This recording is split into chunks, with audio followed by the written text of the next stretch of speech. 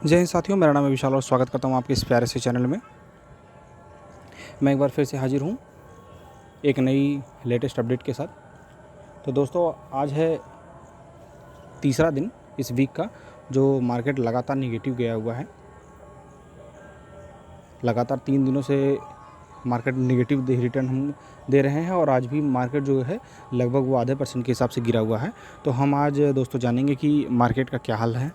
सबसे पहले हम आ जाएंगे अपने इंडियन एनालिसिस पे। चलिए दोस्तों, हम शुरू करते हैं। निफ्टी 50 जैसा कि आप देख पा रहे होंगे लगभग आधे % के आसपास में गिरा हुआ है। मिड कैप है जो कि 1.5% गिरा हुआ है, लगभग 1.30% यानी 169 पॉइंट गिरा हुआ है। कल आपको मिड कैप में आपका पोर्टफोलियो में निगेटिव रिटर्न्स आपको ज़्यादा देखने को मिलेंगे। जिनका पैसा मिड कैप में ज़्यादा है वो उनको ज़्यादा रिटर्न निगेटिव में देखने को मिलेंगे। इसी के साथ अगर हम टोटल मार्केट की बात करें तो लगभग 0.62% गिरा हुआ है। निफ्टी नेक्स्ट 50 की बात करें तो 1.20% गिरा हुआ है यानी लार्ज कैप का। और उसी की आगे हम बात कर लें स्मॉल कैप 250 की बात हम कर ले, वो स्मॉल 100 की बात कर ले तो 0.67% गिरा हुआ है। और पीसीयू सेक्टर भी कल देखने को मिला था कि कल पॉजिटिव थे, 1% के आसपास पे पीसीयू सेक्टर ऊपर था, लेकिन आज देखने को मिल रहा है कि 0.26% वो भी नेगेटिव में है। आईटी सेक्टर भी गिरा हुआ है। फार्मा, मेटल, सभी प्रकार से जितने भी हैं सब सेक्टर अभी नीचे हुआ गिरा हुआ है। और स्मॉल कैप की बात करें जो स्मॉल 250% ये लगभग आधा % 94 पॉइंट ये भी गिरा है। 0.55% ये भी है, नेगेटिव ही है। तो लगभग जितने भी सेक्टर हैं कल आपको लगभग आधे से 1% के बीच में आपको देखने को नेगेटिव रिटर्न आपको मिल सकते हैं। हम आ जाते हैं आपके सवाल हमारे जवाब के तहत। हम कुछ सवालों के आपके जवाब ज़रूर देना चाहेंगे। एक हमारे प्यारे से सब्सक्राइबर भाई है जिन्होंने अपने कुछ पोर्टफोलियो शेयर किया है हमसे, तो हम उनके पोर्टफोलियो को ज़रूर रिव्यू करेंगे। तो प्यारे भाई ने जो इन्वेस्टमेंट किया है वो हमारे साथ शेयर किया है, वो जिसमें सबसे पहला उनका फ़ंड है HDFC मिड कैप फंड, जो कि बहुत अच्छा फ़ंड है। मिड कैप में इन्होंने रखा हुआ है। इन्होंने कोशिश की है कि अपने पोर्टफोलियो को डाइवर्सिफाई करने की। दूसरा मिड कैप रखा है इन्होंने मोतीलाल का ही, यानी कि इनका जो मिड कैप हो गया वो लगभग 2000 रुपये हो गया। बंधन स्मॉल कैप 2500 रुपये है, बढ़िया फ़ंड है। निपॉन इंडिया लार्ज कैप इन्होंने लिया है, लार्ज कैप को इन्होंने भी रखा है 1000 रुपये। पराग पारिक फ्लेक्सी कैप को इन्होंने रखा है 1000 रुपये। और जियो फ्लेक्सी कैप को इन्होंने रखा 2500 रुपये।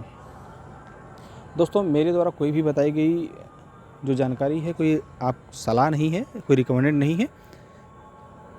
आप अपने रिसर्च ज़रूर करें अपने कोई इन्वेस्टमेंट के लिए।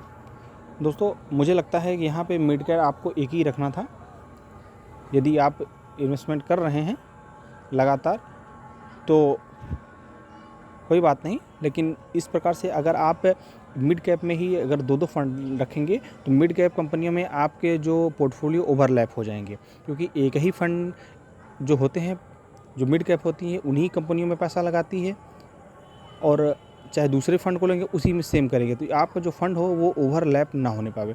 तो इसमें यहाँ पे आप देख पा रहे होंगे जो HDFC और मिड कैप और मोतीलाल ओसवाल मिड कैप आपने दोनों रखा है, तो लगभग इसमें 80 से 85% आपका फंड जो है ये ओवरलैप आपका कर रहा है।